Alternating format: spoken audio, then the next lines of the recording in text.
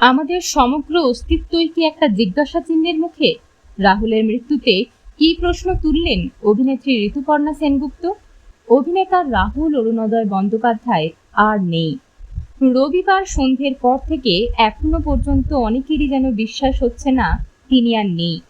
রাহুলের সঙ্গে একরার স্মৃতি অভিনেত্রী ঋতুপর্ণা সেনগুপ্তর। রাহুলের আকস্মিক প্রয়াণে ঋতুপর্ণা লিখেছেন, রাহুল অপূর্ব সেই ছেলেটি, যার সুন্দর একটা মন আছে। কি করে সেই মানব দেহ এত তাড়াতাড়ি আত্মায় পরিণত হতে পারে? প্রশ্নটা আমাকে অস্থির করে তুলছে।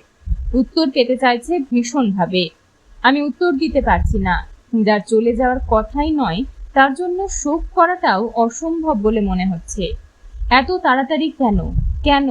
অভিনেত্রী আরো লেখেন, তোমার হাসি থেকে শুরু করে তোমার কথা আর পর্যবেক্ষণ দিয়ে তুমি অন্যদের আরো উজ্জ্বল করে তুলতে। তুমি ভবিষ্যৎ প্রজন্মের জন্য গর্বের। আমাদের সবাইকে একা করে দিয়ে কোথায় চলে গেলে?